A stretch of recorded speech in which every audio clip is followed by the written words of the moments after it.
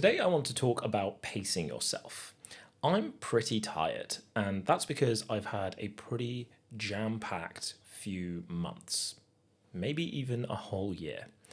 And one thing that I've developed in the second part of the year that has really helped with my ability to really continue to have a fast-paced, jam-packed life, work life, social life, the whole life, is I've started to develop a intuition with my body on when I need to rest and when I need to take it a little bit easy, but not necessarily pump the brakes fully.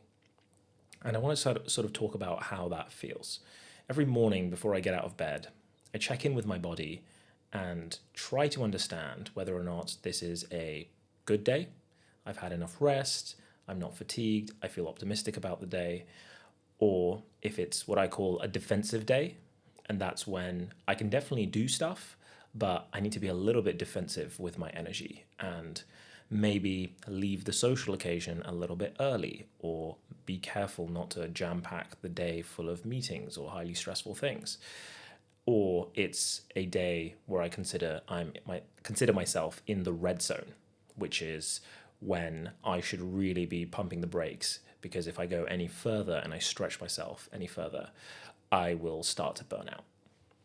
And we can talk about burnout a separate time. I think the word burnout is really unhelpful because it describes two different phenomena, and one of them is just tiredness through a sheer volume of work that you're doing. Work could be social life, just you're just very busy, and that is leading to your tiredness.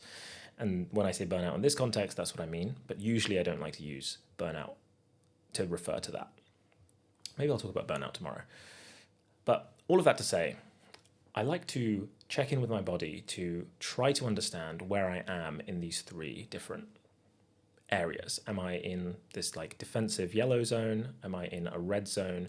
Am I redlining is what I call it, when I'm like right at the edge of my capabilities, or if I'm in the green zone. The aim is to continue to stay in the green zone, and then if I need to, I push into the yellow zone, knowing that I can be defensive about certain things in order to pull myself back to the green zone. With the idea that if I need to, if a cool opportunity comes up or a spontaneous social event comes up, I'm sitting in the green or yellow zone and I'm able to stretch myself to a red zone if I need to. So if we take the example of yesterday, I uploaded my video at 2 a.m. and the reason was I went to my friend's wedding, which is not something that I want to miss. And given I was sitting pretty comfortably in the yellow zone, because it's been such a hectic few weeks, I knew I had the bandwidth in my body to continue to push myself into the red zone, but not redline and burn out.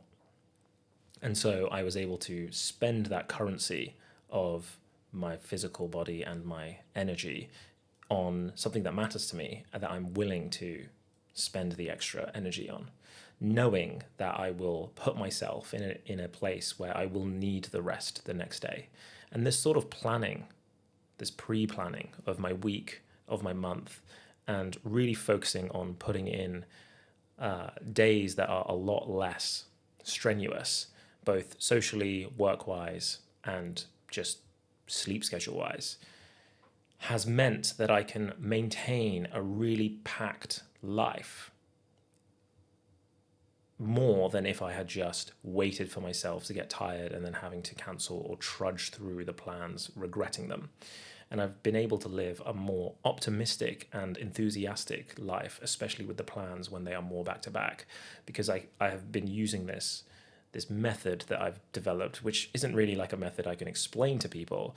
It's very intuitive to understand that this event will probably drain my energy in these ways, and I'll probably end up in a yellow zone. And so the next day I want to try and take it a little bit easy, or this will definitely put me in the red zone because I'm going to be getting back at like 4 a.m.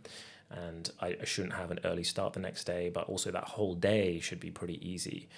And I've sort of just taken more time to understand how to pace myself with my energy in a way that I never did before. And one thing that has meant, ironically, is I am able to cram more stuff into my week than I would necessarily be able to in the previous way, which is just I just do all the stuff that I want to do and I deal with the consequences. I found that I am sick less often. I am also tired less often, and I barely ever, if not ever, basically rarely, get to my calendar and look at the things I have to do that day and think, oh, I know I agreed to that, but I just really don't feel like it anymore. And that happened to me rarely before, but now it basically never happens because I have the energy for everything that I want to do.